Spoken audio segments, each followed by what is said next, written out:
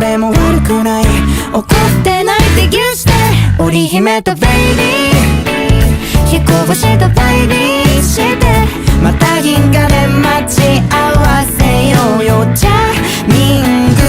二人のように寂しさに強い僕らじゃないからさ、涙ポロリ宇宙で更新していつかはいつかは一緒に暮らそうね。